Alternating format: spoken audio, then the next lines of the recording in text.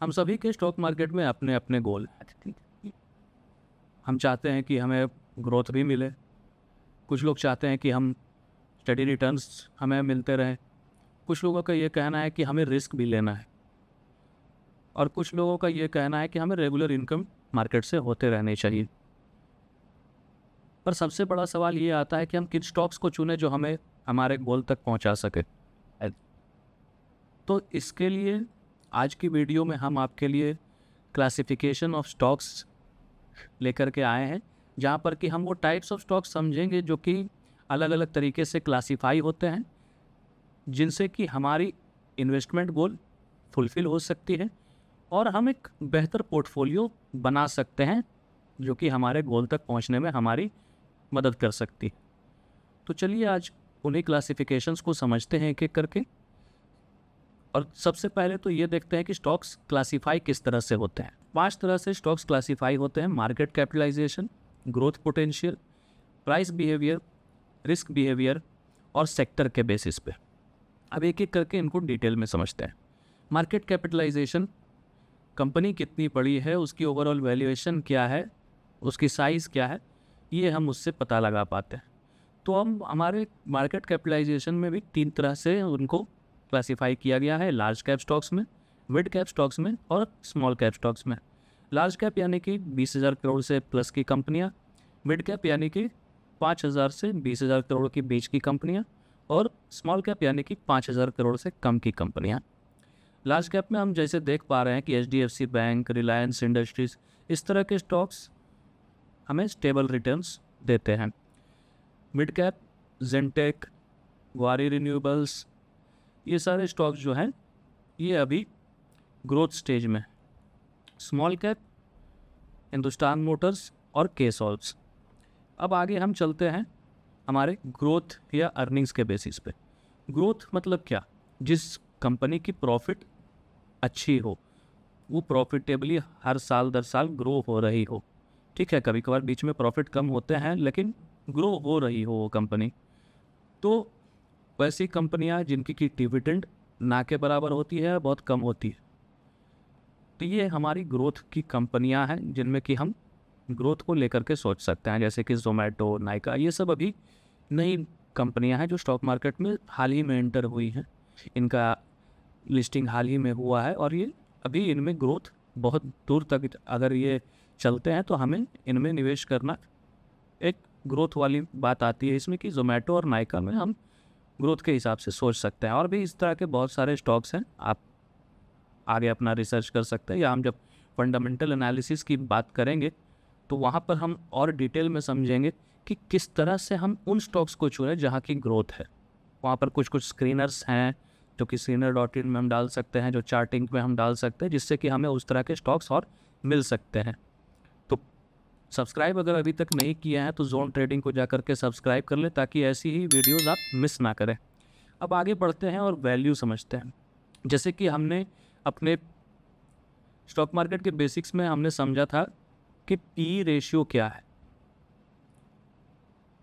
Price to earnings ratio. तो जब भी PE अगर सेक्टर के PE से कम है तो अंडर वैल्यूड वो स्टॉक्स होती है। तो उन स्टॉक्स में भी हम निवेश कर सकते हैं, जैसे कि ONGC, कोल इंडिया, ये सब क्या है, हमें स्टेबल रिटर्न्स देते रहती है। अब जैसे हम रेगुलर इनकम की बात कर रहे थे कि कुछ लोगों का गोल होता है रेगुलर इनकम, तो वो डिविडेंड वाली स्टॉक्स में इन्वेस्ट कर सकते हैं, जैसे कि ITC, हिंदुस्तान जिंक, इनमें इन्वेस्ट कर सकते हैं।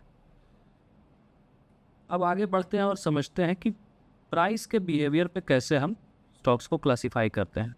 2 तरह से क्लासिफिकेशन होती है, एक ब्लू चिप स्टॉक्स, एक पेनी स्टॉक्स।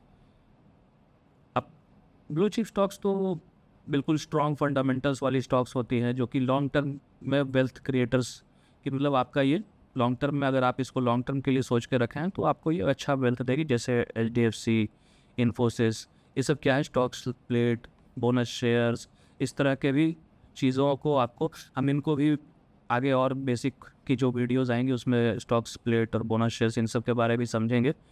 अभी फ़िलहाल इतना ही समझिए कि ये सब कंपनियां जो हैं वो ब्लू चिप स्टॉक्स में आती हैं। और पेनी स्टॉक्स जो है कि मतलब 10 रुपये, 5 रुपये, 12 रुपये, 15 रुपये की जो स्टॉक्स होती हैं वो पेनी स्टॉक्स होती हैं। उनका कोई गारंटी नहीं है, वो रिस्क वाली ही बात है कि अगर ले लिए, चल गया तो वारे न्यारे, नहीं चला तो जय श्री राम, सीधा।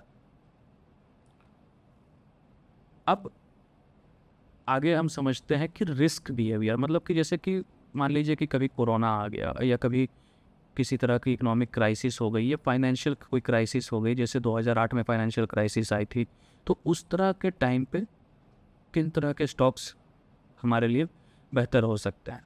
तो देखिए, जैसे कि डिफेंसिव स्टॉक्स होते हैं, डॉक्टर रेड्डी, हिंदुस्तान यूनिलीवर, ये सब हाई रिटर्न्स वाले स्टॉक्स नहीं, लेकिन जब मार्केट में आपको आपकी इन्वेस्टमेंट बचाने की बारी आएगी और उससे कुछ रिटर्न्स भी एक एवरेज में मिलेगा, तो मतलब कि जब आपको वो इन्वेस्टमेंट बचाने की बारी आएगी तो ये सब स्टॉक्स वहाँ पर काम आते हैं।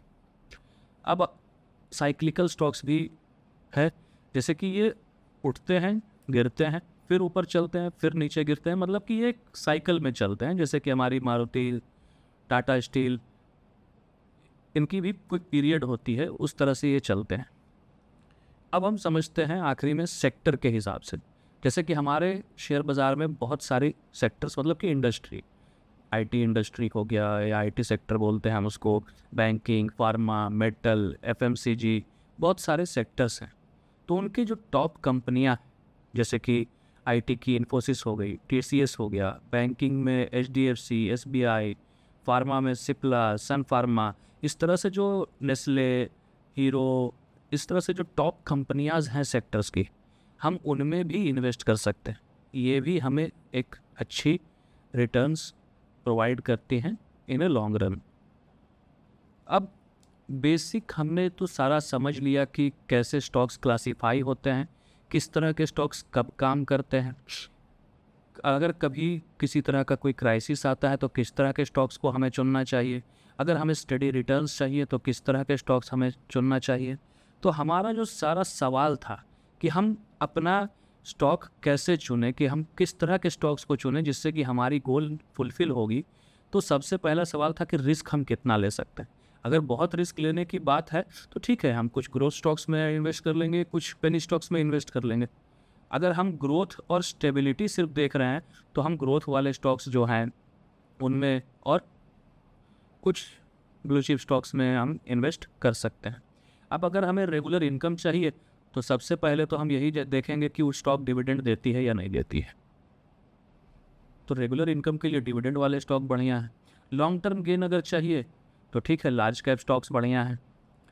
वॉलेटिलिटी अगर आप हैंडल कर सकते हैं तो जैसे कि पेनी स्टॉक्स हो गई या स्मॉल कैप स्टॉक्स हो गया, ये सब क्या है कि कभी एक ही दिन में 5-10% बढ़ जाते हैं तो कभी एक ही दिन में 5-10% गिर भी जाते हैं। कभी कभार लोअर सर्किट भी लग जाता है, कभी कभार अपर सर्किट भी लग जाता है।